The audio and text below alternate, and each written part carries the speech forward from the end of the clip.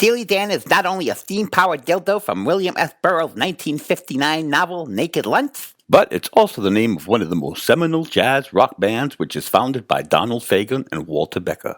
Yes, from Do It Again, Deacon Blues, Hey 19, Fagen and Becker have a great catalog of fantastic, carefully crafted, groovy music. You can say that again. Yes, from Do It Again, Deacon Blues, Hey 19, Fagen and Becker have a great catalog of fantastic, carefully crafted, groovy music. Damn, I didn't mean that literally. Oh, well, that's how I inferred it. But in this case, disregard what I just repeated.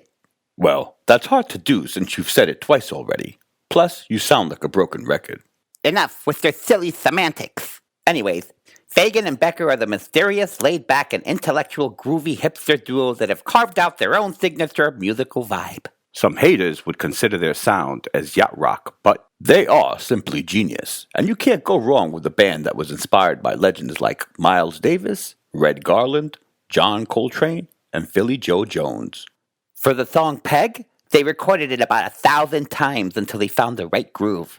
Word. Not to mention they went through like 100 musicians until they found the right sound for that track.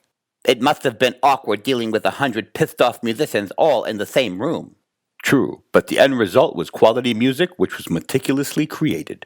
Fagen had it down to a science where he was able to adjust the sound to 1/110th of a millisecond. And if I'm not mistaken, the song Peg had major key blues that had a 1-4-5 chord, but the 5 chord was parallel to the other chords, which had a major 7th in it, which meant it went into a Lydian mode. Hence, the 97 pissed-off musicians that didn't make the cut, because I'm sure 3 of those got the gig. What the was that? You're really getting on my nerves with your stupid brain fart math. Now, what do you give Steely Dan's music? And let's make it snappy because I'm on my way to have some double cheeseburgers with a black cow. I didn't know you had a thing for grass-grazing mammals. Stop it! I know where you were going with that one, but a black cow is actually a root beer float. So, why the hell didn't you just say that? 'Cause I'm a fool to do your dirty work. Plus, everything must go. Wait, that's another Steely Dan song, right? Oh, I see what you're doing. Well, we could be here all day, 'cause they have such a great collection of tunes. That's right. Not to mention that we're time out of mind. Okay, this shit's getting old now. Maybe for you, pal, but I'm having a blast. Only a fool would say that.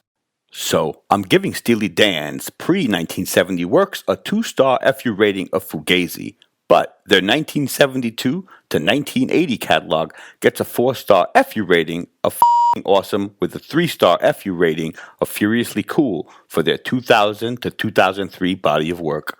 Nowadays, new artists would sound like primary colors in comparison to the pleasant complexity Steely Dan brings to the table. Very, very true.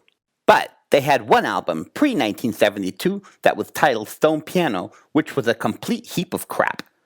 So, I'm giving Steely Dan's pre-1972 work a 1-star FU rating of Fubar and a 4-star FU rating of f***ing awesome for their 1972 to 1980 works, with a 3-star FU rating of furiously cool for their 2000 to 2003 stuff. Finally, although Walter Becker is no longer with us, and despite the lawsuit that Becker's estate has against Fagen, his spirit still lives on with Donald Fagen and their fabulous band known as Steely Dan.